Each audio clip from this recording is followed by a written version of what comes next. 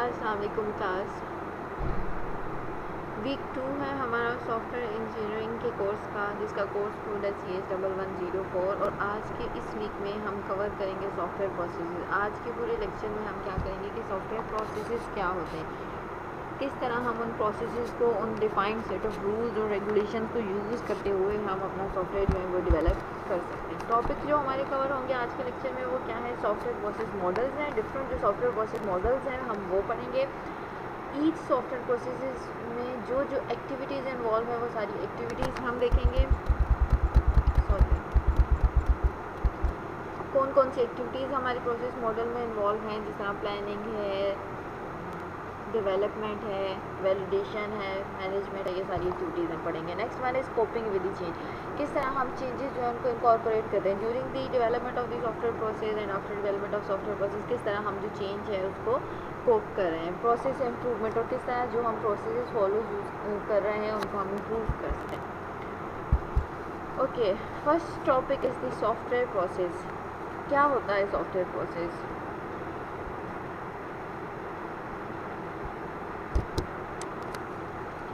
A structured set of activities required to develop a software system। मैं आपको lecture 1 में भी एक्सप्लेन कर चुकी हूँ बार बार कि हमारे पास सॉफ्टवेयर क्या होता है, एक स्ट्रक्चर्ड सेट होता है, एक सेट ऑफ रूल्स हैं, एक्टिविटीज़ हैं, जिन रूल्स को फॉलो करते हुए हमने क्या करना है, अपना सॉफ्टवेयर सिस्टम जो है वो डेवलप करना है। Many different software processes but all involve the specification, design and implementation, validation and evolution। बहुत सारे हमारे पास सॉफ्टवेयर प्रोसेस मॉडल है, मगर जो मेन बेसिक 4 एक्टिविटीज़ है वो हमारे पास कौन सी हैं? स्पेसिफिकेशन के, जिसमें आप यूज़र्स की रिक्वायरमेंट गैदर करते हैं कि आपके पास सिस्टम किस तरह का होना चाहिए और वो सिस्टम क्या करेगा। नेक्स्ट आपके पास क्या होता है, डिज़ाइन एंड इम्प्लीमेंटेशन फेज़ है। डिज़ाइन और इम्प्लीमेंटेशन फेज़ में आप क्या करते हैं, डिफरेंट डिज़ाइंस क्रिएट करते हैं। डिज़ाइन क्रिएशन का ये मतलब कि आपने जो सॉफ्टवेयर है उसका एक लेआउट, एक डायग्रामेटिकल फॉर्म में अपने सॉफ्टवेयर को रिप्रेजेंट करके यूज़र को डिस्प्ले करा देना, और देन वो यूज़र डिसाइड करेगा कि उसको किस तरह इम्प्लीमेंट करना है, किस तरह उसको कोड की फॉर्म में लेकर आना और सॉफ्टवेयर डेवलप करना है। सॉरी बच्चे। Okay, next one is validation phase. Validation phase में आप क्या करते हैं, जब आपने सॉफ्टवेयर डिज़ाइन कर लिया है, डिज़ाइन करने के बाद यूज़र से ओके करा के उसको इम्प्लीमेंटेशन यानी कि कोडिंग स्टार्ट कर दी, उस सॉफ्टवेयर की डेवलपमेंट स्टार्ट कर दी और वो सॉफ्टवेयर डेवलप हो गया है, तो उसके बाद आपने उसकी वैलिडेशन करनी है। वैलिडेशन का मतलब ये कि आपने चेक करना है जो जो यूज़र की रिक्वायरमेंट्स थी क्या वो फुलफ़िल हो रही हैं या नहीं। अगर तो वो यूज़र्स की रिक्वायरमेंट फुलफ़िल हो रही है, इसका क्या मतलब कि आपका सॉफ्टवेयर जो है वो गुड सॉफ्टवेयर है। अगर तो आपने यूज़र की रिक्वायरमेंट ही फुलफ़िल नहीं की, इसका क्या मतलब कि कस्टमर जो है वो आपसे चेंज की डिमांड करेगा, और जब भी आपने सॉफ्टवेयर चेंज करना होता है उस पर आपकी कॉस्ट बहुत ज़्यादा लगती है। Next one is evolution. Evolution क्या है, changes with the passage of time. Software industry, organisation, सारी चीज़ें चेंज हो रही होती हैं, यूज़र्स के कंसर्न चेंज हो रहे होते हैं, उसकी नीड चेंज हो रही होती है। आपने किस तरह उन चीज़ों को एक बने हुए सॉफ्टवेयर में मेंटेन करना है, एक बने हुए सॉफ्टवेयर में किस तरह न्यू चेंजेस इनकॉर्पोरेट करनी, ये आपका कौन सा फेज़ होता है, एवोल्यूशन होता है। इस स्लाइड में उससे वही बताया हुआ है जो हम लास्ट लेक्चर में भी कवर कर चुके हैं कि सॉफ्टवेयर प्रोसेस की 4-5 डिफाइंड एक्टिविटीज़ होती हैं। उन एक्टिविटीज़ को यूज़ करते हुए हमने सॉफ्टवेयर प्रोसेस मॉडल को फॉलो करना है। नेक्स्ट ये डेफिनेशन लिखी हुई है, software process model is an abstract representation of a process. It represents a description of a process from some particular perspective. क्या करती है सॉफ्टवेयर प्रोसेस मॉडल, आपका जो सॉफ्टवेयर है उसकी पर्टिकुलर डिस्क्रिप्शन एक्सप्लेन करती है कि किस तरह आपने सॉफ्टवेयर मॉडल्स के स्टेप्स फॉलो करते हुए कोई चीज़ बनानी है। ओके, डिस्क्रिप्शन क्या होती है अब सॉफ्टवेयर प्रोसेस की? When we describe and discuss the processes, we usually talk about the activities in these processes, such as the specification of data model, designing a user interface, and the ordering of these activities। जब भी कभी हम process model की बात करें, इसका क्या मतलब कि उसके पास 4 स्टेप्स तो होंगे ही। वो 4 स्टेप्स क्या होंगे? फर्स्ट वन इज स्पेसिफिकेशन, जहाँ यूज़र्स अपनी नीड बताएगा। देन डिज़ाइन एंड इम्प्लीमेंटेशन का फेज, जिसमें आप डिज़ाइन करोगे और इम्प्लीमेंट करोगे चीज़ें। देन आपके पास वैलिडेशन वाला फेज, जिसमें आप टेस्टिंग करोगे कि सॉफ्टवेयर सही है या नहीं। ये सारी चीज़ें आपकी किसमें इन्वॉल्व हैं? सॉफ्टवेयर प्रोसेसेस की डिस्क्रिप्शन में। प्रोसेस डिस्क्रिप्शन में इंक्लूड, अब उसमें क्या क्या चीज़ें और फर्दर इंक्लूड हो सकती हैं, आपका स्पेसिफिक प्रोडक्ट हो सकता है। Which are the outcomes of the process activities, यानी कि आपने स्पेसिफिकेशन वाले स्टेप को फॉलो किया है तो आपके पास प्रोडक्ट क्या आ गई है, आपके पास यूज़र की रिक्वायरमेंट्स की प्रोडक्ट आ गई है। और अब उस रिक्वायरमेंट्स में से प्रियोरिटी क्या है, यूज़र को सबसे पहले वेब पेज नज़र आना चाहिए। देन यूज़र की प्रियोरिटी क्या है, यार इसमें बैनर जो है वो मूविंग बैनर आना चाहिए, ये आपकी सेकेंड प्रियोरिटी है। थर्ड प्रियोरिटी क्या है, इसी तरह जो जो आपकी प्रोसेस की एक्टिविटीज़ की प्रियोरिटी इंक्रीज़ होती जा रही है उसके एंड पे आपको कोई ना कोई प्रोडक्ट जो है वो मिल रहा है। Next one is rules which reflect the responsibilities of people involve in the process. अब रोल्स जो डिफाइन है वो उन डेवलपर्स के लिए स्पेसिफिक रोल डिफाइंस हैं जो कि स्पेसिफिक टास्क परफॉर्म करेंगे। फॉर एग्जांपल आपकी कोई टीम है कोई सॉफ्टवेयर प्रोसेस की, आपने क्या किए 2 to 3 team members for requirement gathering define करनी है कि वो 2 या 3 बंदे क्या करेंगे, आपकी सॉफ्टवेयर की रिक्वायरमेंट गैदर करेंगे, किसी से इंटरव्यूज़ लेंगे, क्वेश्चन जज करेंगे, सर्वेज पेपर करेंगे, वहाँ से क्या करेंगे रिक्वायरमेंट गैदर हो जाएगी। 2 बंदे ऐसे हैं आपको पता है आपकी टीम में जो कोडिंग अच्छी करते हैं, आपने उनको किसके लिए डिप्लॉय कर दिया फॉर डिज़ाइन एंड इम्प्लीमेंटेशन, आप उनसे कोडिंग करा लेंगे। इसका क्या मतलब आपकी टीम में डिफरेंट रोल्स डिफाइन होंगे कि कौन से पर्सन की कैपेबिलिटी किस चीज़ में अच्छी है, उसकी स्किल किस में अच्छी है, आप उसको स्पेसिफिक प्रोसेस एक्टिविटी के लिए असाइन कर देंगे कि उसने ये काम करना है। Next pre and post conditions. Pre conditions और पोस्ट कंडीशन ऐसी कंडीशंस होती हैं जो आपने मस्ट इम्प्लीमेंट करनी होती है सॉफ्टवेयर के लिए। जो स्टेटमेंट यहाँ पर एग्जांपल लिखा which are the statement that are true before and after a process activity has been indicated और अ प्रोडक्ट प्रोड्यूस्ड। इसके कहने का मतलब ये है कि प्री कंडीशन आपने तब फुलफिल करनी है, लाइक यूज़र ने आपको कहा है कि उसको एक वेबसाइट चाहिए, एक सॉफ्टवेयर चाहिए। अब उस वेबसाइट के लिए प्री कंडीशन क्या है, आपके पास लैपटॉप होना चाहिए, आपके पास ASP.NET का सॉफ्टवेयर इंस्टॉल होना चाहिए जिस पे आपने वेबसाइट बनानी है, या सिंपली आप नोटपैड पर अगर HTML का फॉर्मेट यूज़ करते हुए बना रहे हो तो आपके पास नोटपैड भी इंस्टॉल होना चाहिए मशीन में। ये क्या है, प्री कंडीशन है। पोस्ट कंडीशन क्या है, जैसे कि आपने HTML का कोड लिख दिया, आपने होम पेज .asp.php या .html से सेव कर दिया वो वेब पेज, तो आपके पास एक वेब पेज या होम पेज डिस्प्ले होना चाहिए।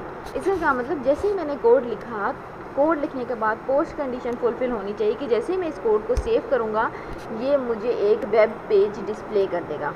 समझ आ गई है कि प्री कंडीशंस क्या होती हैं और पोस्ट कंडीशन। ऐसी कंडीशन जो सॉफ्टवेयर को बनाने से पहले हमें चाहिए वो प्री कंडीशन, और सॉफ्टवेयर के बन जाने के बाद जो हमारे पास रिक्वायरमेंट यूज़र की फुलफिल हो रही है वो पोस्ट कंडीशन है।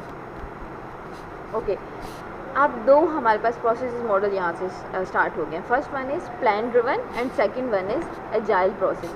इन दोनों प्रोसेस में क्या फ़र्क है, प्लान ड्रिवन में हम कैसे काम करते हैं, एजाइल प्रोसेस मॉडल अगर कोई कंपनी फॉलो करिए तो उसमें किस तरह काम होता है, ये सारी डिटेल्स अब नेक्स्ट स्लाइड्स में एक्सप्लेन की हुई हैं। पूरे लेक्चर में इसमें हम प्रोसेस मॉडल पढ़ेंगे। First one is plan driven processes are the processes where all the process activities are planned in advance and the progress is measured against this plan। ये इस लाइन से आप सबको समझ आ गई कि ये क्या कहना चाह रही है। ये कह रहा है प्लान ड्रिवन, इसका नाम पढ़ो गौर से कि आपने हर चीज़ की पहले से ही प्लानिंग करके रख दी है। आपने रन टाइम पे कोई चीज़ चेंज नहीं कर सकते, आपने पहले से प्लान करके रख लिया कि ये काम ऐसे ही होगा और ऐसे ही हमने करना है। ठीक है, ये जो अप्रोच होती है किसी भी सॉफ्टवेयर को डेवलप करने के लिए, जिसमें आप हर एक्टिविटी के लिए पहले से एक प्लान डिफाइन करके रख लेते हैं। फॉर एग्जांपल आप लोगों का हमने 16 वीक प्लान डिफ़ाइन किया हुआ है कि हमने 16 हफ्तों में आपको ये कंटेंट पढ़ाने हैं। ऑब्वियसली हमने वो प्लान किया, उस प्लान के अंदर हमने फर्दर क्या डिसाइड किया हुआ, वीक 1 में ये कंटेंट्स पढ़ाने हैं बच्चों को, वीक 2 में ये वाले कंटेंट्स पढ़ाने, वीक 3 में ये वाले कंटेंट्स पढ़ाने। ये क्या किया है, फिर हमने डिफरेंट कंटेंट्स डिफ़ाइन किया हुआ है। ऐसा ही है। अब इसके लिए हमने क्या किया था, आपका कोर्स स्टार्ट होने से पहले एक प्लान बनाया था। क्या प्लान बनाया था, प्लान ये था कि कोर्स ऑफ स्टडीज़ यानी कि सेकेंड सेमेस्टर के स्टूडेंट इस दफ़ा ये सब्जेक्ट लेंगे, प्लान डन। अब हमने जो भी काम करना है इस प्लान के अकॉर्डिंग ही करना है, हम उसके अलावा आपको कोर्सेज अलॉट नहीं कर सकते जो हमने प्लान में डिसाइड कर लिया। ठीक है, नेक्स्ट अब हमने क्या किया, 16 वीक वर्क ब्रेकडाउन स्ट्रक्चर बनाया। उस 16 वीक में हमने क्या डिसाइड किया, उस 16 वीक में हमने ये डिसाइड किया यार फर्स्ट वीक में बच्चों को क्या पढ़ाना है, सेकंड में क्या पढ़ाना है, थर्ड में क्या पढ़ाना है, मिड कब लेना है, फाइनल कब लेना है। ये प्लान ड्रिवन अप्रोच है। इसमें क्या कहते हैं, हमने कोई भी एक्टिविटी परफॉर्म करनी है उसका पहले से ही हमने प्लान करके रखा होता है कि ये करना है और इस डिफाइंड टाइम पीरियड में हमने ये काम करना है। और उस डिफाइंड टाइम पीरियड के बाद आप उसकी प्रोग्रेस मेजर करते हो कि जी 8 वीक्स के बाद स्टूडेंट का मिड्स रखा हुआ था, क्या 8 वीक्स के बाद स्टूडेंट का मिड्स हुआ है या नहीं हुआ। This is plan driven approach. हमारे प्लान में था कि 8वें हफ्ते के बाद जी अगला हफ्ता जो है उसमें बच्चों की क्लास नहीं होगी, उस क्लास में बच्चों का एग्ज़ाम होगा। मेजर करेंगे आप क्या 8 वीक्स तक टीचर के कोर्सेज कंप्लीट हैं, बच्चों की क्लासेस रेगुलरली होती रही हैं, उनके 8 वीक्स कंप्लीट हुए हैं, उनके कंटेंट कंप्लीट हो गए हैं। इफ़ हो गए देन आपका पेपर हो जाएगा। एंड इफ़ अगर उनके कंटेंट कंप्लीट नहीं हुए, ऑर्गेनाइजेशंस की तरफ से कोई छुट्टी दे दी गई है, गवर्नमेंट की तरफ से कोई छुट्टी दे दी गई है, आपके इवेंट्स आ गए हैं, लेक्चर्स नहीं हुए, देन भी वो वीक 9 पे आपका मिड होगा। This is plan driven approach. Okay, second approach हमारे पास, सॉरी बेटे, ओके सेकेंड अप्रोच हमारे पास क्या है, एजाइल प्रोसीजर। इसमें अब हम किस तरह काम करते हैं, इसमें ना हम हर इंक्रीमेंट्स में प्लानिंग कर रहे होते हैं। इसकी मैंने आपको क्लास में भी एग्जांपल दी थी। आप फॉर एग्जांपल कोई इवेंट अरेंज करा रहे हैं, for example annual dinner arrange करा दें, आगे आप जाएंगे तो आप ये सब काम करेंगे इंशाल्लाह। ओके, क्या लिखा हुआ है इन agile processes, planning is incremental. क्या लिखा हुआ है, प्लानिंग इज़ इंक्रीमेंटल। इंक्रीमेंटल का मतलब होता है स्टेप्स में, पहले इंक्रीमेंट में ये काम करेंगे, दूसरे इंक्रीमेंट में ये काम करेंगे, तीसरे इंक्रीमेंट में ये काम करेंगे।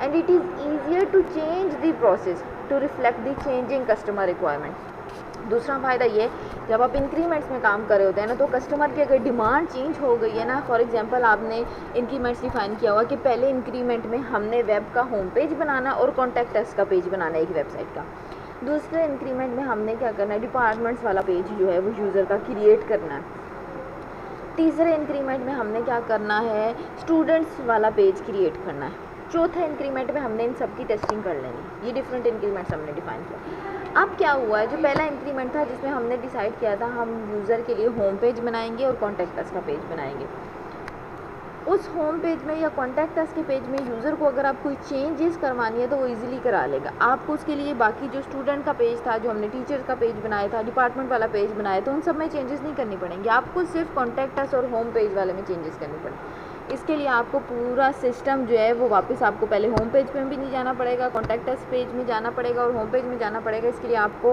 डिपार्टमेंट वाले पेज में, स्टूडेंट वाले पेज में और टीचर वाले पेज में बिल्कुल नहीं जाना पड़ेगा, ना ही उनका कोड चेंज करना पड़ेगा।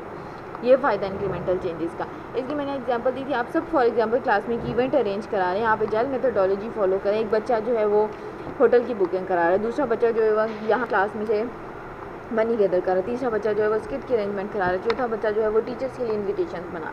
अब जहाँ पर भी किसी को चेंज रिक्वायर्ड है, फॉर एग्जांपल आज ही आपके बैच एडवाइज़र ने या आपके चूड़ी ने कह दिया नहीं हमने पीसी वेन्यू चेंज करके हमने ग्रैंड वेन्यू रख ली अपनी, अब आप क्या करेंगे, फ़ौरन चेंज कर देंगे। जो बच्चा पीसी वाली वेन्यू को हैंडल कर रहा था बुकिंग कराने के लिए, वो क्या करेगा, पीसी छोड़ के साथ ही ग्रैंड वेन्यू वाले होटल में चला जाएगा, वहाँ जाके बुकिंग करा लेगा। इसका क्या मतलब, आपके कस्टमर की डिमांड चेंज हुई है कि नहीं हमने इस दफ़ा पीसी में नहीं वेन्यू में कराना है, ग्रैंड वेन्यू में कराना है, आपने फटाफट उसकी रिक्वायरमेंट जो चेंज है वो फुलफिल कर दी। ये फ़ायदा है एजाइल प्रोसेसेस का।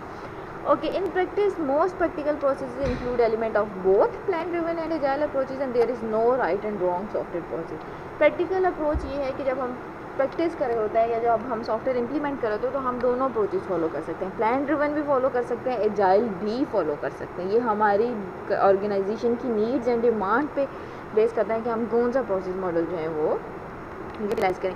कोई हार्ड एंड फास्ट रूल नहीं है कि आपने प्लान ड्रिवन ही फॉलो करनी है अपनी ऑर्गेनाइजेशन के, और कोई हार्ड एंड फास्ट रूल नहीं है कि आपने एजाइल ही फॉलो करना है। आप इन दोनों का कम्बिनेशन भी फॉलो कर सकते हैं, आप सेपरेटली प्लान ड्रिवन भी फॉलो कर सकते हैं और सेपरेटली एजाइल ड्रिवन प्रोसेसेस भी फॉलो कर सकते हैं। ओके, यहाँ से अब आपके डिफरेंट जो सॉफ्टवेयर प्रोसेसेस मॉडल हैं वो स्टार्ट हो जाते हैं। Slide number 6। ओके, क्या क्या है हमारे पास वो सॉफ्टवेयर प्रोसेस मॉडल, हम बार बार लेक्चर में पढ़े जा रहे हैं। हमने इस लेक्चर में सॉफ्टवेयर प्रोसेस मॉडल पढ़ेंगे, हमने फर्स्ट लेक्चर में पढ़ा, सेकंड में भी पढ़ा। क्या है वो process model, these 4 process model क्या है, waterfall model, first one is, second one is incremental development model, third one is integration and configuration model. Okay, क्या होता है वाटरफॉल मॉडल में, it is a plan driven model. मैंने 2 आपके साथ model discuss किए हैं, एक प्लान ड्रिवन और सेकंड वन इज़ एजाइल, ऐसा ही है। अब वो प्लान ड्रिवन मॉडल की बात कर रहा है जिसमें हमने सारी चीज़ें, सारी एक्टिविटीज़, चाहे वो रिक्वायरमेंट है, स्पेसिफिकेशन है, डिज़ाइन इम्प्लीमेंटेशन है, वैलिडेशन है, टेस्टिंग है, जो भी चीज़ है हमने वो सब कुछ पहले से ही प्लान किया होता है। वाटरफॉल मॉडल में यही होता है। इसमें क्या होता है, separate and distinct phases of specification and development. इसमें आपके पास डिफरेंट फेजेस होती हैं जहाँ पर आपने रिक्वायरमेंट डिफाइन करनी होती है और डिफरेंट फेजेस होती हैं आपके पास डेवलपमेंट की। इंक्रीमेंटल मॉडल में क्या होता है, इंक्रीमेंटल मॉडल में आपके पास स्पेसिफिकेशन डेवलपमेंट और वैलिडेशन तीनों आपस में एक दूसरे से लिंक होती हैं। कैसे लिंक होती हैं? आप छोटे छोटे इंक्रीमेंट्स बना देते हो, तो पहले इंक्रीमेंट में वेब का पेज ये बनाना है, दूसरे में ये बनाना है, तीसरे में ये बनाना है, चौथे में इसको टेस्ट करना है, ये सारे आपस में इंटरलिंक्ड होते हैं। इसका फ़ायदा ये हो जाता है, एक बंदा जो रिक्वायरमेंट गैदर कर रहा था उसने उसी रिक्वायरमेंट में डेवलपमेंट स्टार्ट कर दी, और तीसरा जो बंदा आपके साथ बैठा था उसने टेस्टिंग स्टार्ट कर दी। ठीक है, आपने डिफरेंट इंक्रीमेंट्स में काम किया। अब आपको कस्टमर ने एट द एंड पे जाके कहा यार मुझे ये रिक्वायरमेंट चेंज करनी है, तो आप सिर्फ रिक्वायरमेंट स्पेसिफिकेशन वाला जो इंक्रीमेंट है उसमें चेंजेस करेंगे और आपका एट द एंड प्रोडक्ट जो है वो चेंज हो जाएगा। टेस्टिंग में कोई मसला आया है, कोई कस्टमर ने गलत टेस्टिंग किया है, वो सही टेस्टिंग, आप एक ही फेज़ पे जाके वो काम करेंगे वैलिडेशन वाले फेज़ में, और वो जो सॉफ्टवेयर के इशूज़ हैं वो रिजॉल्व हो जाएंगे और आपका एक गुड सॉफ्टवेयर क्रिएट हो जाएगा। मैं कहने का मकसद ये है कि वाटरफॉल मॉडल में आपको प्लान ड्रिवन एक्टिविटीज़ फॉलो करनी पड़ती हैं स्टेप बाय स्टेप। पहले स्टेप पे जाते हैं तो दूसरे स्टेप पे आएंगे, पहला स्टेप कंप्लीट होगा तो ही दूसरे स्टेप पे आएंगे। इंक्रीमेंटल डेवलपमेंट में क्या होगा, आप छोटे छोटे इंक्रीमेंट्स बना देंगे, हर कोई अपने अपने इंक्रीमेंट पे काम करना शुरू कर देगा। ऐसा नहीं होगा कि पहला इंक्रीमेंट कंप्लीट होगा तो ही हम दूसरे पे जा सकते हैं, दूसरा होगा तो ही हम तीसरे पे जा सकते हैं। No, integration and configuration model last one model क्या है, इसमें आप क्या करते हैं, जो आपके पास ऑलरेडी बिल्ट इन सिस्टम पड़े होते हैं, ठीक है, उन्हीं कंपोनेंट को उठा के रीयूज़ कर लेते हैं। जब उन्हीं कंपोनेंट को उठा के रीयूज़ करते हैं तो आप उनको इंटीग्रेट यानी कि आपस में ज्वाइन करते हैं, और उसके बाद कन्फिगर करते हैं कि मैंने इन कंपोनेंट्स को ज्वाइन किया तो क्या वाकई ये वो वाला सॉफ्टवेयर बनेगा जो मैं चाहता हूँ, देन वो कन्फिगर हो जाते हैं। प्लान ड्रिवन भी हो सकती है अप्रोच, और ये अप्रोच जो हो सकती है अजाइल भी हो सकती है।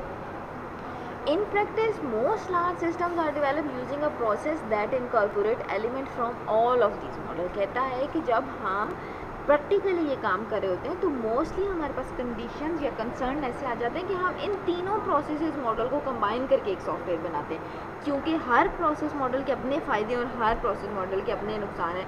तो जो हमारी ऑर्गेनाइजेशन होती है, हम प्रेफर करते हैं कि हम हर मॉडल के जो बेस्ट एडवांटेजेस हैं वो उठा के कोई बिल्कुल बेस्ट सॉफ्टवेयर सिस्टम जो है वो कस्टमर को डिलीवर कर दें। ओके बेटे, ये डायग्राम है, इस डायग्राम को आप गौर से देखें। ये डायग्राम कैसी है, वाटरफॉल मॉडल की। इस डायग्राम में वो एक्सप्लेन करना चाह रहे हैं कि वाटरफॉल मॉडल होता किस तरह का और उसमें कौन कौन सी एक्टिविटीज़ इन्वॉल्व होती हैं। आप फर्स्ट पे देखें क्या लिखा हुआ है, रिक्वायरमेंट डेफिनेशन। ऐसा ही है, ये वाली जो रिक्वायरमेंट्स हैं इस फेज़ पे हम सारी कस्टमर से रिक्वायरमेंट ले लेते हैं, 1 से लेके एंड तक जो भी कस्टमर की नीड है वो सारी की सारी नीड हमने इस फेज़ में लिख दी।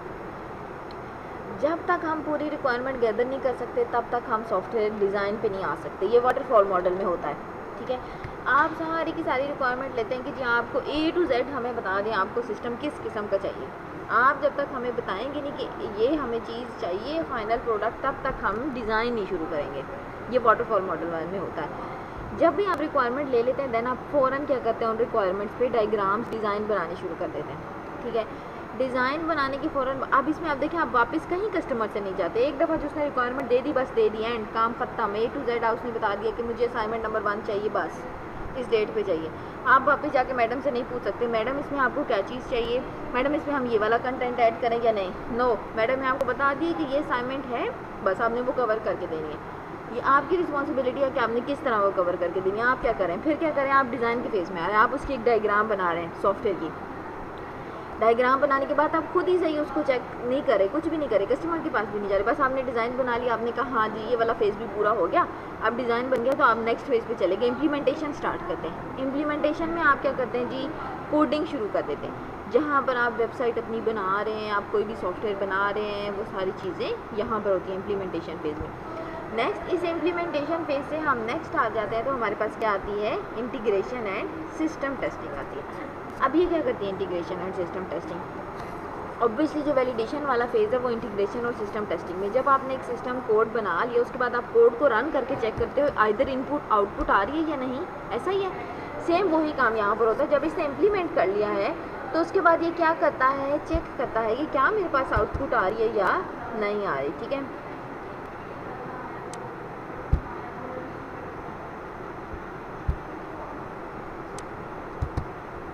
ओके यहाँ इस वाली फेज़ में ये क्या करता है, आउटपुट चेक करता है, ठीक है। Next one is operation and maintenance है।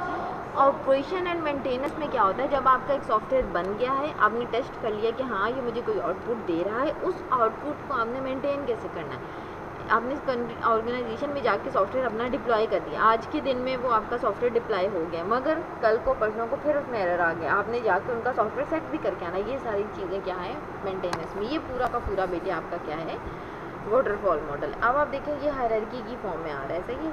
इसलिए सबसे पहले आपने रिक्वायरमेंट गैदर करनी है, देन उनको डिज़ाइन करना है, देन उनको इम्प्लीमेंट करना है, उसके बाद उसकी टेस्टिंग करनी है और उसके बाद उसकी मेंटेनेंस होगी, ठीक है। ये वापस कोई भी सारे स्टेप्स नहीं जाएंगे, ठीक है। अगर आप मेंटेन कर रहे हैं तो उसके बाद आपको वापस जाना पड़ेगा। फॉर एग्जांपल कस्टमर की कोई चेंज आ गई, यहाँ पर उसने रिक्वायरमेंट चेंज कर दी है, यहाँ पर इस स्टेप में आके आपने जब सॉफ्टवेयर बना दिया, अब इस रिक्वायरमेंट्स को वो किस तरह चेंज कर सकता है, उसको वापस इस हर एक मॉड्यूल में जाना पड़ेगा। मेंटेनेंस से वो वापस किस पे आएगा, इंटीग्रेशन वाले स्टेप में आएगा, इंटीग्रेशन वाले स्टेप से फिर यूनिट टेस्टिंग पे आएगा, यूनिट टेस्टिंग से फिर सॉफ्टवेयर डिज़ाइन पे आएगा, डिज़ाइन से जाके वो रिक्वायरमेंट पे पहुंच सकता है वापस, और जाके यहाँ पर रिक्वायरमेंट चेंज कर सकता है। ओके, फेजेस एक्सप्लेन की हुई है वाटरफॉल मॉडल की, जो मैंने उस डायग्राम में आपको सब कुछ एक्सप्लेन कर दिया, वही यहाँ पर थ्योरी में एक्सप्लेन है। मैं इसको एक बार गो थ्रू कर देती हूँ कि ये क्या कहना चाह रहा है। There are separate identified phases in the waterfall model.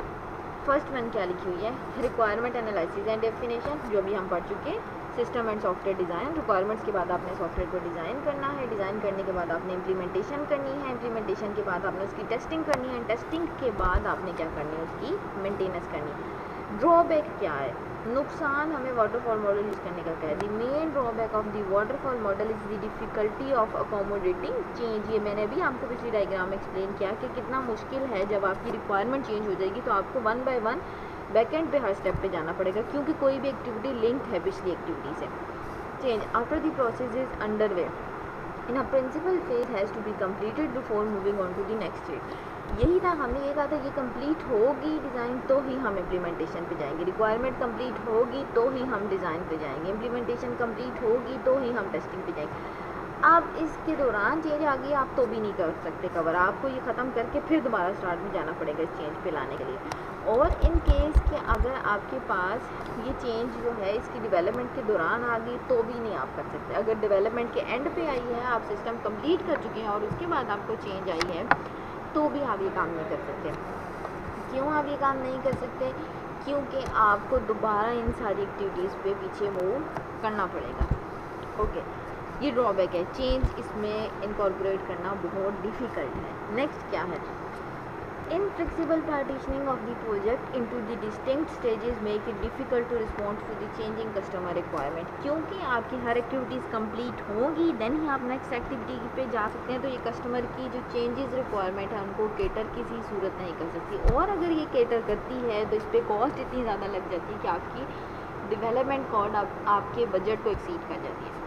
Therefore, this model is only appropriate when the requirements are well understood and changes will be fairly limited during the designing process।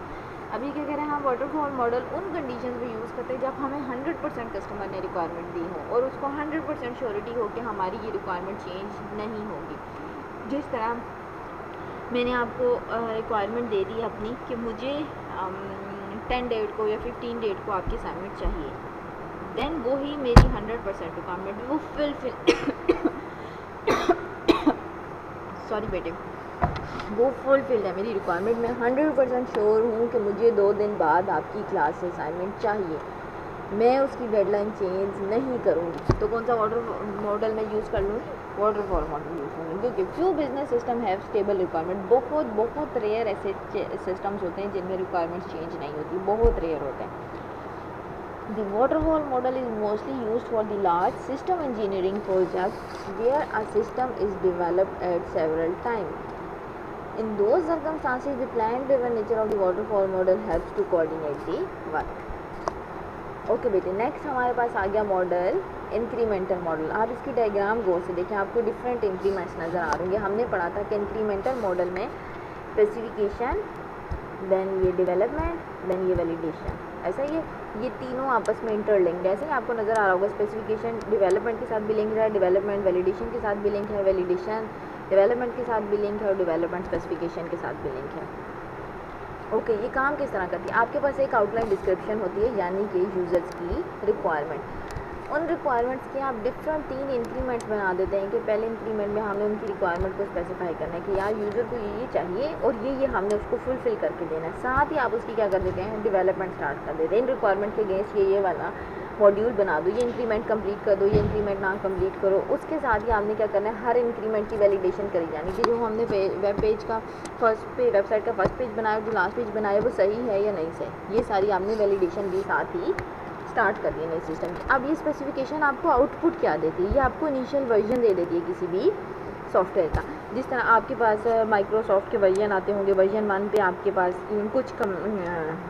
कुछ commands होती हैं allow करने के लिए, version 2 में आपके पास advance version होता है। फ्री ट्रायल्स आप लोग यूनिवर्सिटी की वेबसाइट से उठाते हो या डिफरेंट वेबसाइट से उठाते हो, यूनिवर्सिटी के सॉफ्टवेयर यूज़ करने के लिए आप फ्री जो वर्जन्स हैं, फ्री ट्रायल वर्जन हैं वो यूज़ करते हो। देन अगर उनको आपको एडवांस वर्जन चाहिए तो आप उनकी पेमेंट करते हो, तो उनको आपको बाकी फीचर्स देते हैं। वो जो इनिशियल वर्जन होता है, बीटा वर्जन जो आपको मिलता है, वो इनिशियल वर्जन होता है किसी सॉफ्टवेयर का, और वो किस तरह आ रहा होता है, जब उसकी स्पेसिफिकेशन हो रही होती है और डेवलपमेंट भी हुई होती है। नेक्स्ट इंटरमीडिएट वर्जन वो आते हैं जब आपने फर्स्ट मॉड्यूल दे दिया है, फर्स्ट इंक्रीमेंट यूज़र को दे दिया है और उसने आपको कहा है कि मुझे इस वाले मॉड्यूल में डाउनलोड करने की फ़ैसिलिटी नहीं दे रहा, या 5 मिनट से ज़्यादा वीडियो क्रिएट करने की फ़ैसिलिटी नहीं दे रहा, देन आप क्या करते हो, एक और वर्जन क्रिएट करते हो, उसका इंटरमीडिएट वर्जन यूज़र को प्रोवाइड करते हो। सेकंड इंक्रीमेंट में आप यूज़र को ये दिखाते हो, हमने वो आपको एक छोटा सा इंक्रीमेंट दिया था सिर्फ आपको टेस्ट करवाने के लिए कि क्या यही सिस्टम आपकी नीड है। आपने वो वेरीफाई कर दी कि यही सिस्टम आप नीड है। अब सेकंड वर्जन में हम आपको जो दूसरा फीचर चाहिए जिसमें आप वीडियो जो है वो 5 मिनट से ज़्यादा बना भी सकें और 5 मिनट से ज़्यादा डाउनलोड भी कर सकें, वो प्रोवाइड कर देंगे। ये इंटरमीडिएट वर्जन में उन्होंने हमें सेकंड वर्जन प्रोवाइड कर दिया। थर्ड फाइनल वर्जन में उन्होंने हमें कंप्लीट सॉफ्टवेयर दे दिया जिसमें हमें कोई रिस्ट्रिक्शन नहीं है कि आप 5 MB से ज़्यादा फाइल नहीं डाल सकते, आप 5 मिनट से ज़्यादा वीडियो नहीं डाउनलोड कर सकते, आप 5 मिनट से ज़्यादा वीडियो व्यू नहीं कर सकते। ये आपका क्या है, फाइनल वर्जन है। फाइनल जो इंक्रीमेंट है उसमें उन्होंने जो भी आपकी रिक्वायरमेंट्स होगी उन रिक्वायरमेंट्स के अगेंस्ट हर एक चीज़ जो है वो ऐड करके आपको दे दी होगी। ओके, इंक्रीमेंटल डेवलपमेंट मॉडल के एडवांटेजेस क्या हैं और डिसएडवांटेजेस क्या हैं। The cost of accommodating changing the customer requirement is reduce. Obviously change जो है उसकी कॉस्ट इसलिए रिड्यूस हो रही है हमारे पास क्योंकि हम इंक्रीमेंट्स में काम करें। जो भी हम इंक्रीमेंट यूज़र को डिलीवर कर रहे हैं उस इंक्रीमेंट में ही अगर यूज़र की चेंज है तो हम नेक्स्ट इंक्रीमेंट जब भी उस यूज़र को डिलीवर करेंगे वो चेंज हम केटर कर लेंगे उसके अंदर, बजाय इसके कि हम यूज़र को सारा सॉफ्टवेयर बना के दें और एंड पे जाके उसकी हम चेंजेस इनकॉर्पोरेट करें। हम हर इंक्रीमेंट में एक छोटे से पोर्शन ऑफ प्रोडक्ट में चेंजेस करके यूज़र को दे देंगे और उसी से ही हम उसी टाइम वेरिफिकेशन भी लेते जाएंगे। अगर वो वैलिडेट करेगा कि ये मेरा प्रोडक्ट सही है, देन हम सेकंड इंक्रीमेंट में वो चेंज इनकॉर्पोरेट करके उसको दे देंगे। अगर वो फर्स्ट में दोबारा आपको चेंज देगा, आप देन उसी इंक्रीमेंट में चेंज करके नेक्स्ट इंक्रीमेंट डिलीवर करेंगे या वो इंक्रीमेंट जो है वो यूज़र को प्रोवाइड करेंगे। एट दी एंड आप सॉफ्टवेयर के एंड पे कभी भी चेंज को इनकॉर्पोरेट नहीं करेंगे। Okay, it is easier to get the customer feedback on the development work that has been done. और फ़ायदा दूसरा ये है कि आप जब भी इंक्रीमेंट्स में डेवलप करें आप कस्टमर का फीड ले रहे हैं, आप उन्हें फर्स्ट इंक्रीमेंट दिखा रहे हैं, एक ट्रायल वर्जन यूज़र को आप क्रिएट करके दे देते हैं कि ये हमारा फर्स्ट इंक्रीमेंट है, आपके लिए first increment trial version beta version create किया गया है। उस बीटा वर्जन को वेरीफाई करता है, उस ट्रायल वर्जन को देखता है, साथ ही आपकी क्या होती जा रही है, डेवलपमेंट भी हो जा रही है और वेरिफिकेशन भी हो जा रही है, टेस्टिंग भी हो जा रही है, इम्प्लीमेंटेशन भी हो जा रही है। The more rapid delivery and deployment of the useful software to the customer is possible. आपका डिलीवरी टाइम भी इंक्रीज़ हो जाता है और आपकी डिप्लॉयमेंट जो है वो सॉफ्टवेयर की वो भी ईजी हो जाती है क्योंकि आपने जब उसको एक इंक्रीमेंट में एक सॉफ्टवेयर प्रोवाइड कर दिया है फर्स्ट इनिशियल ट्रायल वर्जन में, तो उसको आपने ऑब्वियसली उसको डिप्लॉय करके दी जिस पे वो अपना बीटा वर्जन जो है वो टेस्ट करेंगे। अगर उसका बीटा वर्जन हो गया देन आपने उसको नेक्स्ट इंक्रीमेंट में उसका कंप्लीट नीड के अकॉर्डिंग उसको सॉफ्टवेयर बना दिया है, तो इसकी वजह से आपकी डिलीवरी और डिप्लॉयमेंट जो है वो आसान हो गई है। ओके, इसके भी कुछ कॉन्स हैं, इसके भी कुछ डिसएडवांटेजेस हैं। जिस तरह वाटरफॉल मॉडल के कुछ एडवांटेजेस हैं, इसी तरह इंक्रीमेंटल मॉडल्स के भी कुछ एडवांटेजेस और डिसएडवांटेजेस हैं। क्या डिसएडवांटेज है इसका? The process is not visible, managers need regular deliverables to measure the progress. आपको अपनी प्रोग्रेस जो है वो डेली बेसिस पे मेजर इसलिए करनी पड़ रही है क्योंकि आपने जो डिफरेंट इंक्रीमेंट्स क्रिएट करें उसी के बेस पे डेवलपर्स और आपकी जो डिलीवरेबल्स हैं वो मेजरेबल हो रहे हैं।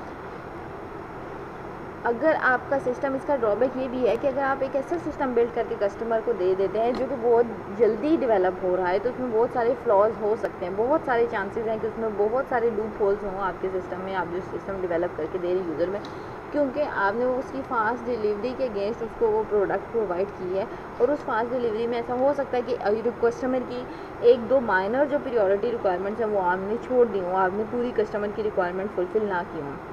तो ये मैनेजर की बहुत बड़ी रिस्पॉन्सिबिलिटी होती है कि वो जो रेगुलर डिलीवरेबल है उसकी बेस पे डेवलपर्स की जो है वो प्रोग्रेस जो है वो मेजर कर रहा होता है, और उसी की बेस पे आपकी प्रोडक्ट की वैलिडेशन वेरिफिकेशन हो रही है, तो आप भी उनकी प्रोग्रेस जो है वो मेजर कर रहे होते हैं। तो इसकी वजह से आप प्रोसेस को कभी भी कंट्रोल नहीं कर सकते, क्योंकि कस्टमर कभी भी सेटिस्फाई नहीं होता। आप 100% प्रोडक्ट किसी भी कस्टमर को नहीं दे सकते, क्योंकि कस्टमर की नीड चेंज होनी है और वो टाइम के साथ चेंज होती जाती है। उसकी वजह से आपके लिए डिलीवरेबल मेजर करना बहुत डिफिकल्ट हो जाता है इंक्रीमेंटल मॉडल में। Okay, system structure tends to degenerate new increments are added. अगर आप न्यू इंक्रीमेंट्स ऐड करते जाएंगे बार बार सिस्टम में, तो आपके पास इतनी ज़्यादा कॉस्ट आ जाएगी उसको मेंटेन करने की कि आपके बजट से आउट हो जाएगा सॉफ्टवेयर, और आपका सॉफ्टवेयर फिर से दोबारा सॉफ्टवेयर क्राइसिस की तरफ जाना शुरू हो गया था कि आपके बजट एक्सीड्स हो रहे थे, आप टाइम पे सॉफ्टवेयर डिलीवर नहीं कर रहे थे और यूज़र की नीड जो है वो फर्दर फुलफिल नहीं हो रही थी। Unless time and money is spent on the refactoring to improve the software, regular changes tend to corrupt its structure, incorporating the further software changes and become increasingly difficult and costly. Okay, last one क्या है हमारे पास? Integration and configuration model. Third जो हमारे पास model था वो कौन सा था? इंटीग्रेशन एंड कॉन्फ़िगरेशन मॉडल, जिसमें हमने पढ़ा था कि इस मॉडल को बेसिकली हम क्या कहते हैं, सॉफ्टवेयर रीयूज़ कहते हैं। एक बने हुए जो सॉफ्टवेयर हैं उन्हीं सॉफ्टवेयर को हम उठा के कंपोनेंट्स को उठा के रीयूज़ कर लेते हैं, उनको सिर्फ अपनी नीड के अकॉर्डिंग चेंज कर लेते हैं और अपनी ऑर्गेनाइजेशन में इम्प्लीमेंट कर सकते हैं। Based on the software reuse where the system are integrated from the existing components and application system. वही लाइन लिखी हुई है कि हम सॉफ्टवेयर रीयूज़ करते हैं जिसमें हमारे पास एग्जिस्टिंग कंपोनेंट्स या एप्लीकेशन सिस्टम के कंपोनेंट्स को रीयूज़ करके हम एक न्यू सिस्टम जो है वो डेवलप कर लेते हैं।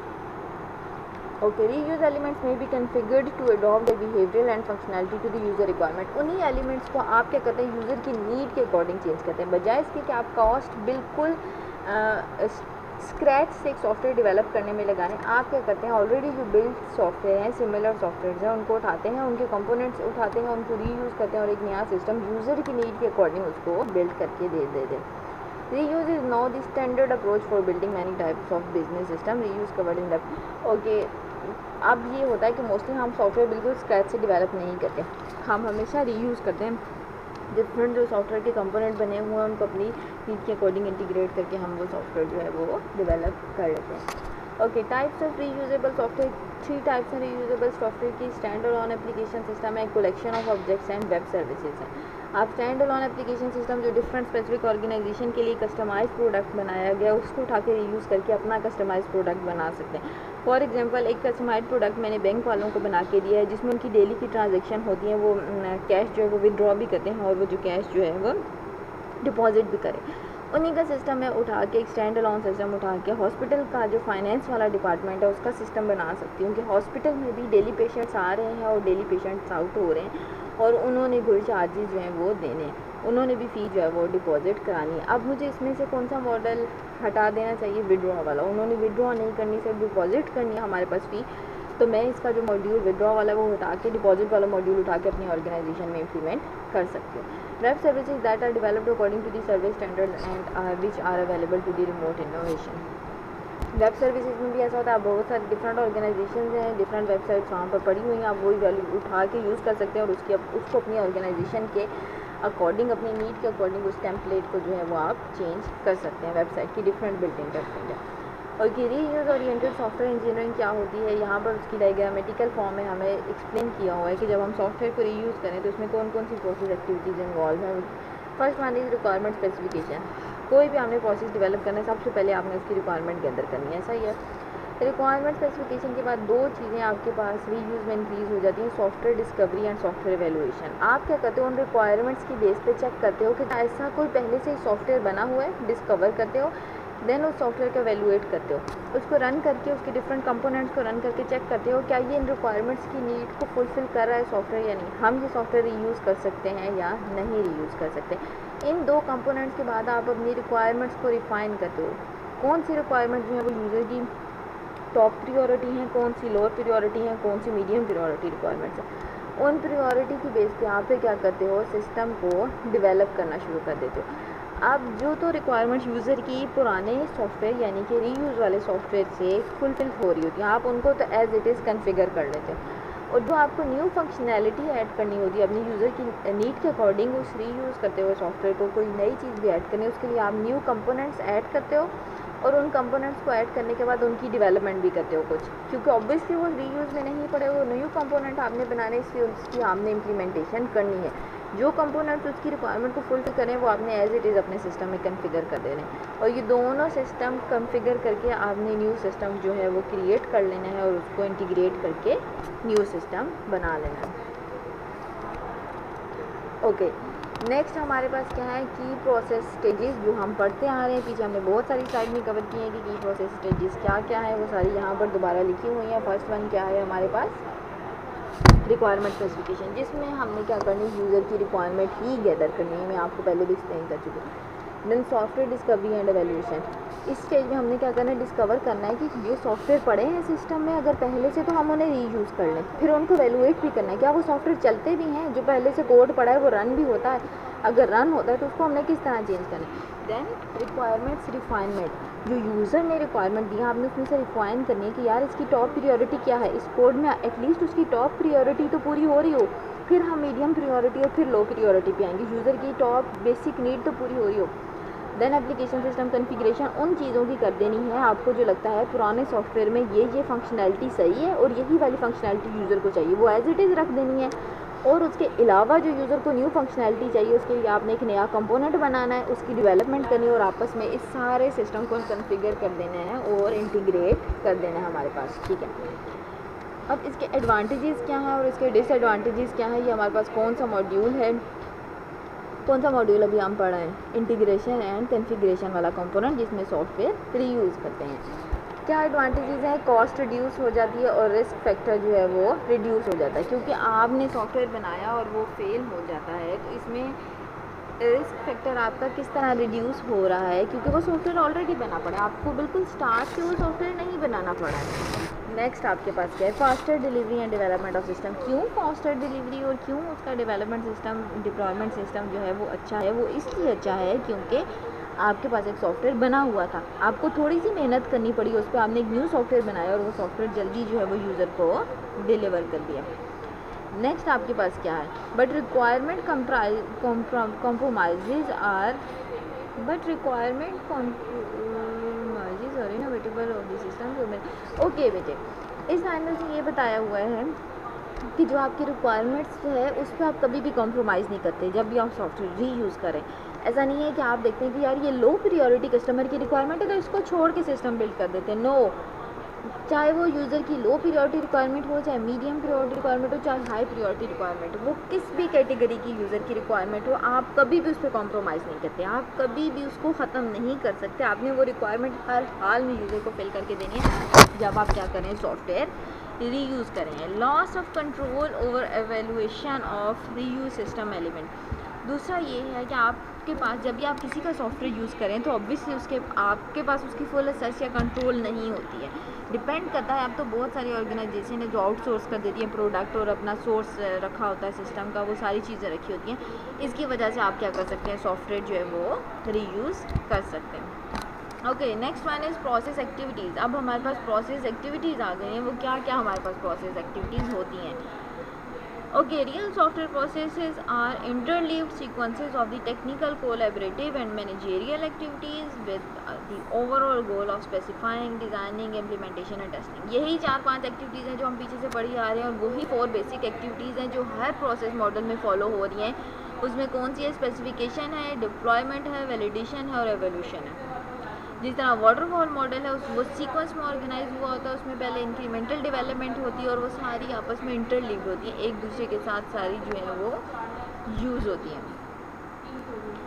Okay, the requirement engineering process, अब पूरा कंप्लीट जो होल रिक्वायरमेंट इंजीनियरिंग प्रोसेसेस है जिसमें हम ये बार बार पढ़े थे कौन कौन सी एक्टिविटीज़ हैं, कौन कौन सी एक्टिविटीज़ हैं वो क्या करेंगी, वो सारी एक्टिविटीज़ यहाँ पर डिफाइन की हुई हैं। क्या डिफाइन की हुई है, रिक्वायरमेंट एलिसिटेशन एंड एनालिसिस, उसके बाद आपने क्या करनी है, रिक्वायरमेंट की स्पेसिफिकेशन करनी है, उसके बाद आपने क्या करनी है, रिक्वायरमेंट की वैलिडेशन करनी है। जब रिक्वायरमेंट की वैलिडेशन कर ली तो रिक्वायरमेंट डॉक्यूमेंट्स क्रिएट कर लेना है। जब रिक्वायरमेंट स्पेसिफिकेशन करनी है उसमें आपके पास दो तरह की स्पेसिफिकेशन हो सकती हैं, वो सिस्टम की रिक्वायरमेंट है या फिर वो यूज़र की रिक्वायरमेंट। जब रिक्वायरमेंट एलिसिटेशन करें वो आप सिस्टम की डिस्क्रिप्शन से भी उठा सकें और जगह से उठा सकते हैं। अब आप इस स्लाइड को गौर से पढ़ें, यहाँ पर क्या लिखा हुआ है, the requirement engineering process. Requirement engineering is a phase. ये भी मेरे पास एक बहुत बड़ा टास्क है और एक बहुत बड़ी एक्टिविटी है जो आपने परफॉर्म करनी है, जिस एक्टिविटी में आपने क्या करना होता है, रिक्वायरमेंट्स इंजीनियर करनी होती है। वो रिक्वायरमेंट्स कैसे इंजीनियर होती हैं, आपने सबसे पहले रिक्वायरमेंट एलिसिटेशन और एनालिसिस फेज़ में क्या करना है, रिक्वायरमेंट गेट करनी है, सिस्टम की डिस्क्रिप्शन लेनी है यूज़र से जाके, जी आपको किस किस्म का सिस्टम चाहिए, आपको किस किस्म का सॉफ्टवेयर चाहिए, उस सॉफ्टवेयर में क्या क्या चीज़ें होनी चाहिए, वो किस किस्म का बिल्ट होना चाहिए, वो सारी चीज़ें जो है वो सारी की सारी चीज़ें आपने इस सिस्टम में डिफ़ाइन कर देनी है। उसके बाद रिक्वायरमेंट स्पेसिफिकेशन का फेज़ आता है। इस रिक्वायरमेंट स्पेसिफिकेशन में जो भी आपने सारा सिस्टम से डाटा ले लिया, चाहे आपने वो डॉक्यूमेंट्स की फॉर्म में लिया, इंटरव्यूज़ की फॉर्म में लिया, क्वेश्चनर्स की फॉर्म में लिया, सिस्टम की डिस्क्रिप्शन जिस मर्जी फॉर्म में आपने यूज़र से ले ली है, आपने उस फॉर्म के बाद उसको स्पेसिफाई करना है कि ये यूज़र की रिक्वायरमेंट है या सिस्टम की रिक्वायरमेंट है। यूज़र की रिक्वायरमेंट्स वो होगी सारी जिसमें यूज़र को आप फ़ायदा दे रहे होंगे, जिसमें सारी यूज़र की नीड होगी। और सिस्टम की रिक्वायरमेंट वो है कि जो आपने सॉफ्टवेयर बनाना है उसके लिए आपको कौन सा सिस्टम चाहिए, कौन सा हार्डवेयर चाहिए, कौन सी मशीन चाहिए, वो सारी कौन सी रिक्वायरमेंट है, सिस्टम रिक्वायरमेंट है। और यूज़र रिक्वायरमेंट्स वो हैं आपके पास जो भी आपकी यूज़र की नीड है वो आपने फुलफ़िल करके देनी है अपने यूज़र को। Next is requirement validation. Requirement validation में आप वैलिडेट करते हो कि इधर ये सिस्टम की रिक्वायरमेंट थी या यूज़र की रिक्वायरमेंट थी। अगर यूज़र की रिक्वायरमेंट थी तो वो किस लेवल की रिक्वायरमेंट थी, टॉप प्रायोरिटी रिक्वायरमेंट थी, हाई प्रायोरिटी रिक्वायरमेंट थी, लो प्रायोरिटी रिक्वायरमेंट थी। हाई प्रायोरिटी रिक्वायरमेंट थी तो इधर फुलफ़िल फर्स्ट पे हुई है या नहीं, मीडियम प्रायोरिटी रिक्वायरमेंट थी तो वो फुलफ़िल हुई है या नहीं, लो प्रायोरिटी रिक्वायरमेंट थी वो फुलफ़िल हुई है नहीं।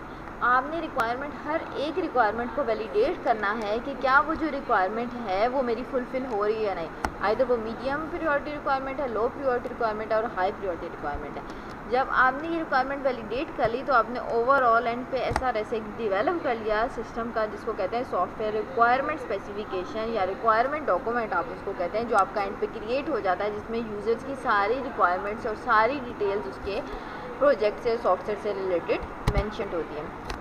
नेक्स्ट क्या लिखा हुआ है, अब हमने किसकी स्पेसिफिकेशन देनी है, सॉफ्टवेयर की स्पेसिफिकेशन क्या है, जो आप सिस्टम बना रहे हैं उसकी क्या स्पेसिफिकेशन है। The process of establishing what services are required and the constraints on the system operations are and development, कि कौन सी सर्विसेज यूज़र को रिक्वायर्ड है हमारे से और उस पर क्या क्या कॉन्स्ट्रेंट्स होने चाहिए, कौन सी कंडीशंस और चेक्स लगे होने चाहिए उस सॉफ्टवेयर पे हमारे लिए, वो क्या होती है हमारे पास सॉफ्टवेयर की स्पेसिफिकेशन होती है। जिस तरह आप फॉर एग्जांपल सिंपली मैं आपको एक एग्जांपल दे देती हूँ, फॉर एग्जांपल एंड्रॉयड की आपके पास एक एग्जांपल है, मोबाइल फ़ोन की या किसी भी और मोबाइल फ़ोन की आपके पास जो एग्जांपल है, उसमें आपके लिए आसानी क्या है, आपके लिए क्या चीज़ इंपॉर्टेंट है। आप कोई भी सिस्टम लेने जाते हो, आप क्या करते हो, उसकी स्पेसिफिकेशन चेक करते हो, ऐसा ही है इसकी ये स्पेसिफिकेशन है, 32 बिट इसके पास हार्ड है, 64 बिट इसके पास हार्ड है, ये डिफरेंट स्पेसिफिकेशन है।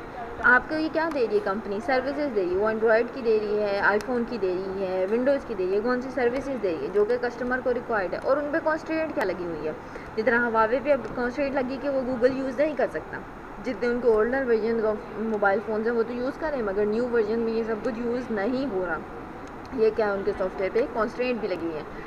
ओके, रिक्वायरमेंट इंजीनियरिंग प्रोसेस में हमने जो स्टेप्स पढ़े हैं वो यहाँ पर दोबारा से एक्सप्लेन किया है, जिसमें रिक्वायरमेंट एलिसिटेशन एंड एनालिसिस है, देन रिक्वायरमेंट स्पेसिफिकेशन है, देन रिक्वायरमेंट वैलिडेशन है। ये 3 स्टेप जो हैं आपके रिक्वायरमेंट इंजीनियरिंग प्रोसेस में मस्ट इन्वॉल्व होते हैं, जिसमें फर्स्ट वन में आप रिक्वायरमेंट को एनालाइज करते हो, कौन कौन से सिस्टम के स्टेक होल्डर हैं जो सिस्टम के साथ यूटिलाइज होंगे और उनका सिस्टम से फ़ायदा होगा।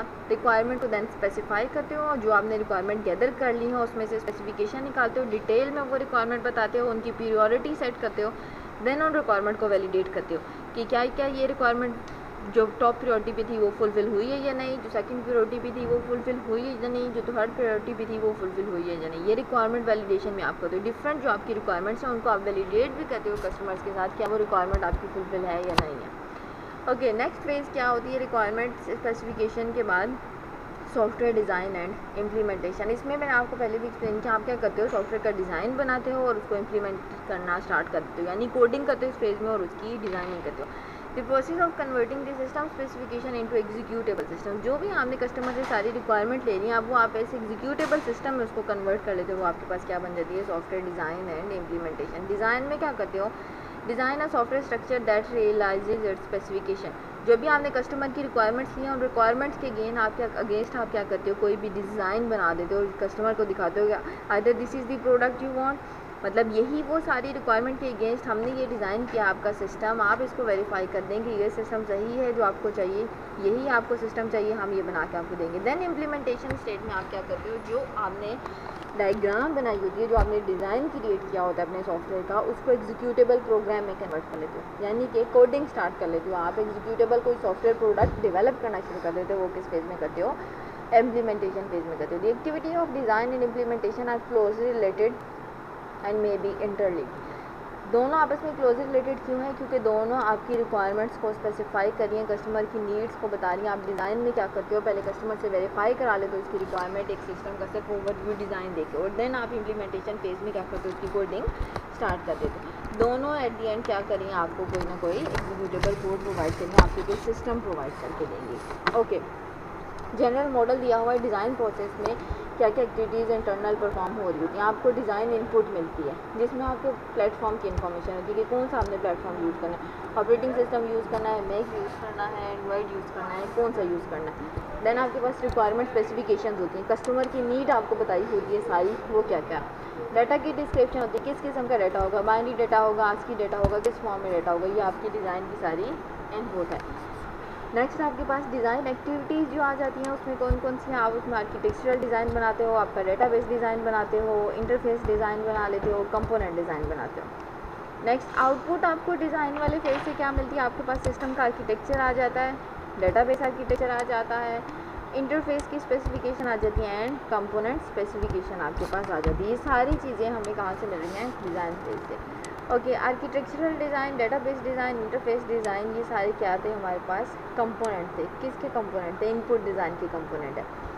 Okay, architectural design way you identify the overall structure of the system, the principal component, their relationship and how they are distributed. Architectural design में आपने ओवरऑल जो सिस्टम का स्ट्रक्चर है वो एक्सप्लेन करना है कि क्या क्या उसके अंदर सब मॉड्यूल्स होंगे, क्या मॉड्यूल्स हैं, सब कंपोनेंट्स क्या है मेरे सिस्टम के, और वो सारे आपस में एक दूसरे के साथ कैसे रिलेट हैं। डेटाबेस डिज़ाइन में आप क्या करते हो, डाटा स्ट्रक्चर डिफाइन करते हो अपने डाटा का, कि किस फॉर्म में आपके पास डाटा जो है वो स्टोर हो रहा है, किस तरह का डाटा आपके पास स्टोर होगा, टेबल्स की फॉर्म में होगा, रिलेशन की फॉर्म में होगा, हायरार्किकल मॉडल में होगा, नेटवर्क मॉडल में होगा, किस तरह और किस फॉर्मेट में आपके पास डाटा स्टोर होना है। इंटरफेस डिज़ाइन में आप क्या करते हो, डिफरेंट जो सिस्टम्स हैं, डिफरेंट जो कंपोनेंट्स हैं हमारे ये इनपुट के, उन कंपोनेंट के बीच में आपस में कम्युनिकेशन कैसे होगी, ये आप इंटरफेस डिज़ाइन में डिफाइन करते हो। Okay, component selection and design where you search for the reusable component if available, you design how it will operate. और कंपोनेंट सिलेक्शन वाले फेज़ में आप क्या करते हो, डिफरेंट जो रीयूजेबल सॉफ्टवेयर पड़े होते हैं उनके कंपोनेंट्स वेरीफाई करते हो कस्टमर की रिक्वायरमेंट के साथ।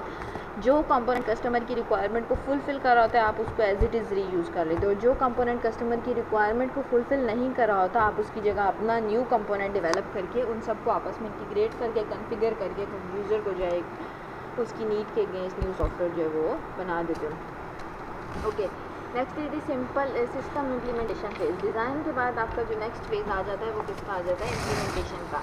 इस इम्प्लीमेंटेशन फेज़ में आप क्या करते हो, कोडिंग स्टार्ट कर देते हो। जो भी आपने डिज़ाइन वेरीफाई करा लिया कस्टमर से, उसकी अब आपने क्या कर देनी है, कोडिंग स्टार्ट कर देनी है।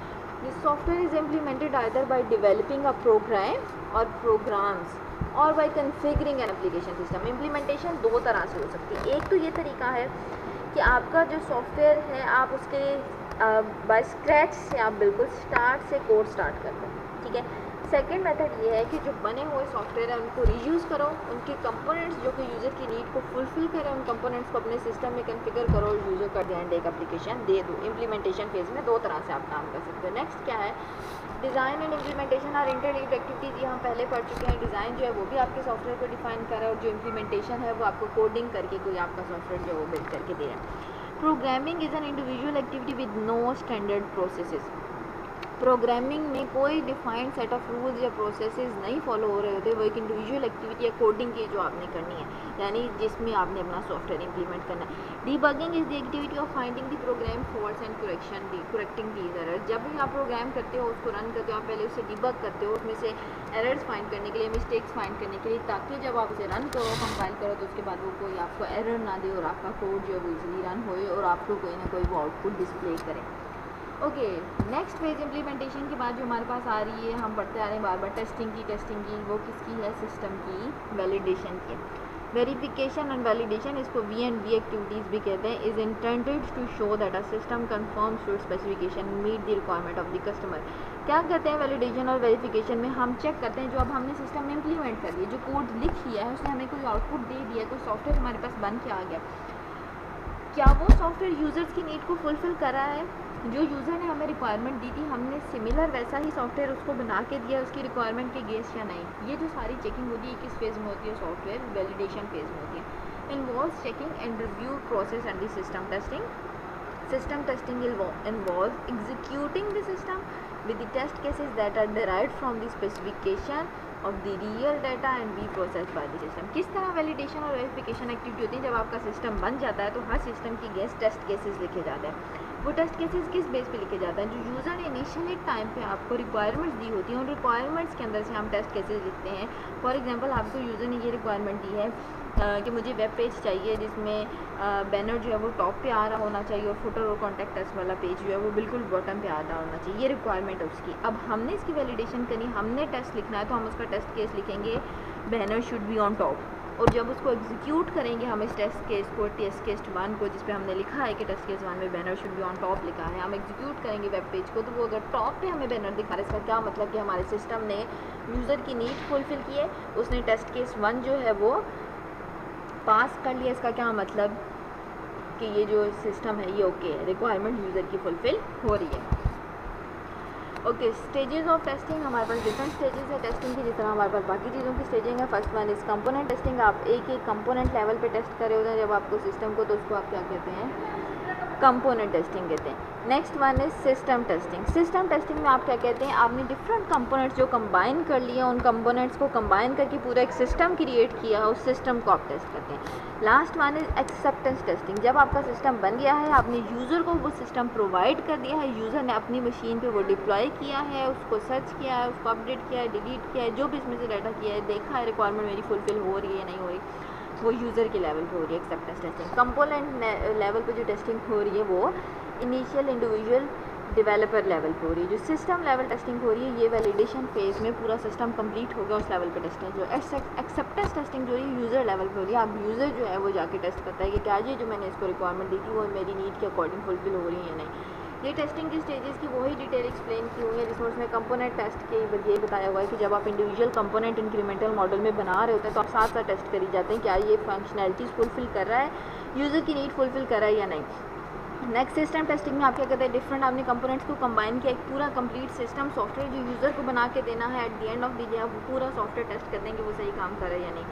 कस्टमर टेस्टिंग या फिर एक्सेप्टेंस टेस्टिंग ये होती है जब आपने कस्टमर को दे दिया है, अब वो वेरीफिकेट करेगा कि जो मैंने रिक्वायरमेंट भेजी थी क्या इन्होंने मुझे यही वो सॉफ्टवेयर बना के दिया है या नहीं बना के दिया।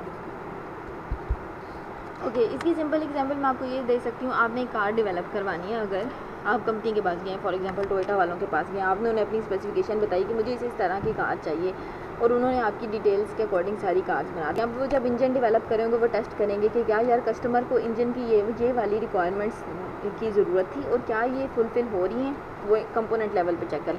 फिर वो टायर्स बनाएंगे, वो टायर बनाते हुए चेक करेंगे यार कस्टमर ने ये कहा था उसको ये चाहिए, क्या हमने वैसे ही टायर बनाए या नहीं, ये दूसरा कंपोनेंट है। थर्ड कंपोनेंट वो सीट्स लगा रहे होंगे आपकी, आपने जो अपनी नीड बताई होंगी वो उनके अकॉर्डिंग चेक करेंगे कि क्या ये कार की सीट वैसे ही हमने लगाई और बनाई है जैसी कस्टमर ने कही थी, ये कंपोनेंट टेस्टिंग हो रही।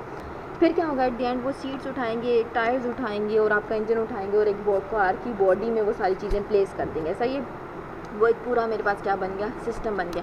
फिर वो क्या करेंगे, उस कार को ड्राइव करके चेक करेंगे क्या ये सारी चीज़ें वही फुलफ़िल कर रहा है, ये फ्यूल एफिशिएंट है, ये एनर्जी एफिशिएंट है, इसका एसी कूलिंग कर रहा है, ये वो सारी चीज़ें जो भी हैं कस्टमर की नीड थी वो सारी चेक होंगी।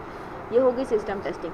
देन एक्सेप्टेंस टेस्टिंग है, आप आए हैं दोबारा टोयोटा वालों के पास, आपने उन्हें पेमेंट किया, आप अपनी गाड़ी ले गए। ऐसा नहीं होगा कि आपने गाड़ी टेस्ट ही नहीं की, आप आएंगे, आप उन्हें कहेंगे कि हम पहले एक ड्राइव लेंगे, हम इसकी टेस्ट रन करेंगे, अगर हमें लगा कि हमारी गाड़ी सही हमारी नीड के अकॉर्डिंग कस्टमाइज प्रोडक्ट ही आपने हमें बना के दिया है, वो हमारी नीड के अकॉर्डिंग सब कुछ कर रहा है, देन आप उसे पेमेंट करेंगे और अपना प्रोडक्ट उठा के ले जाएंगे। मगर आप बिना टेस्ट के कभी भी वो गाड़ी नहीं खरीदेंगे। ये हमारे पास क्या है, एक्सेप्टेंस टेस्टिंग है या फिर कस्टमर टेस्टिंग है। Okay, testing phases and plan driven software process. Testing phases plan driven software process model में कैसे होती है और टेस्टिंग फेज़ अजाइल में कैसे होती है। ये सिर्फ टेस्टिंग फेजेस बताई हुई है जिसमें हमने हर चीज़ पहले से प्लान की होती है। उस प्लान में हमने किस तरह जो है वो टेस्टिंग करनी है, सारी उसकी फेजेस एक्सप्लेन की हुई हैं।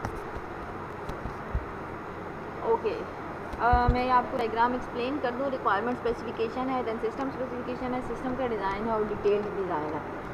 मॉड्यूल एंड यूनिट टेस्टिंग है, सब सिस्टम टेस्टिंग है, सब सिस्टम इंटीग्रेशन है, एक्सेप्ट टेस्टिंग और सर्विसेज यानी कि मेंटेनेंस होती क्या है। रिक्वायरमेंट स्पेसिफिकेशन और सिस्टम स्पेसिफिकेशन जो दी हुई है वो उसके लिए आप कौन सा टेस्ट लगाते हो, test plan, acceptance test plan लगाते हो कि क्या यूज़र इसको एक्सेप्ट करेगा या नहीं। देन आपके पास सिस्टम स्पेसिफिकेशन और सिस्टम डिज़ाइन, उसमें आप सिस्टम इंटीग्रेशन टेस्ट प्लान लगाते हो जिसमें आप चेक करते हो कि जो हमने सिस्टम बनाया है वो सही है या नहीं। अब डिटेल्ड डिज़ाइन और सब डिज़ाइन में आप कौन सी टेस्टिंग करते हो, सब सिस्टम इंटीग्रेशन यानी कि कंपोनेंट टेस्टिंग करते हो कि जो हमने एक एक कंपोनेंट बनाया था वो सही है या फिर नहीं सही है। ओके, सॉफ्टवेयर एवोल्यूशन मैंने आपको बार बार बताया है कि जब सॉफ्टवेयर डेवलप हो जाता है, डिप्लॉय हो जाता है, with the passage of the time software ने चेंज होना ही होना होता है। With the passage of time customer ने अपनी नीड बदलनी है। कस्टमर ने कहना यार पिछली दफ़ा मैं ये सिस्टम यूज़ करा था, मुझे ये नया फीचर चाहिए। चेंज हमेशा सॉफ्टवेयर में आती रहती है। ये इसलिए इनहेरेंटली फ्लेक्सिबल होता है और वो चेंज कर सकता है खुद को। With the passage of time आप खुद को देखें, आप एक ह्यूमन बीइंग हैं, आप छोटे थे फिर बड़े हुए, फिर टीनेजेस में आए, फिर आप यंग हुए।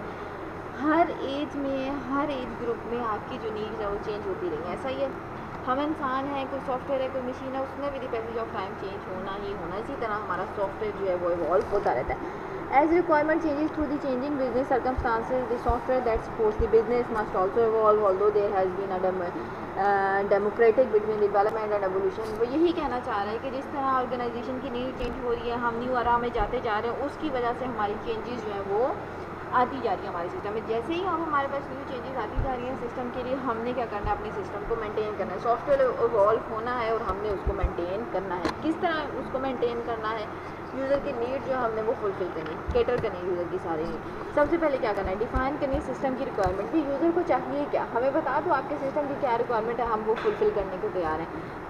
नेक्स्ट क्या करना है, एसेस करना एग्जिस्टिंग सिस्टम को। आपने चेक करना यार ये वाली जो रिक्वायरमेंट है, ये जो हमने पिछली दफ़ा सॉफ्टवेयर बनाया था उससे मिलती जुलती हैं। सिर्फ 2 रिक्वायरमेंट ऐसी हैं जो नहीं है, बाकी तो पूरा सिस्टम हम पहले डेवलप कर लिए। इसलिए हम सर्च करेंगे क्या ऐसे एग्जिस्टिंग सिस्टम एग्जिस्ट कर रहे हैं, अगर कर रहे हैं तो उनमें क्या फ्लॉज हैं और अब यूज़र को नई चीज़ चाहिए, हम वो ढूंढ लेंगे। अगर तो हमें वो मिल गए तो हम वो इम्प्लीमेंट कर लेंगे और उसमें थोड़ी बहुत चेंजेस करके इम्प्लीमेंट कर लेंगे। देखा, प्रपोज दी सिस्टम चेंज। अगर एज इट इज़ सिस्टम की नीड आ गई तो एज इट इज़ हम उसे सॉफ्टवेयर उठा के दे देंगे। और अगर उसमें कोई चेंज करना चाहता है, उसने कोई चेंज प्रपोज की है, तो हम वो सिस्टम में चेंज प्रपोज को एक्सेप्ट करेंगे, उसके बाद उसको मॉडिफाई करेंगे। किसको मॉडिफाई करेंगे, ये जो हमारा पुराना वाला सिस्टम है इसको हम मॉडिफाई कर लेंगे। किसके अकॉर्डिंग मॉडिफाई कर लेंगे, ये जो हमारे पास नई चेंज आई है कस्टमर की, इसके अकॉर्डिंग मॉडिफाई करके हमारे पास एक न्यू सॉफ्टवेयर जो है या सिस्टम जो है वो बन जाएगा। ये हमारा क्या हो गया, सॉफ्टवेयर इवॉल्व हो गया। This is end of today's lecture. Okay बेटे, थैंक यू। इसमें से कुछ ना समझ आएगी तो आप अपनी क्लास में जो है वो मुझसे कांटेक्ट करेंगे और मुझसे पूछ सकते हैं जो भी आपको सॉफ्टवेयर प्रोसेस ना समझ आएगी। ऑल्दो ये हमारी फिजिकल क्लास होगी, मैं सब कुछ आपको क्लास में एक्सप्लेन करूँगी, मगर फिर भी ये मैंने वीडियो इसलिए रिकॉर्ड करके रखी है अगर किसी बच्चे को कोई इशू और कुछ ना समझ आया हो। ठीक है, थैंक यू, अल्लाह हाफिज़।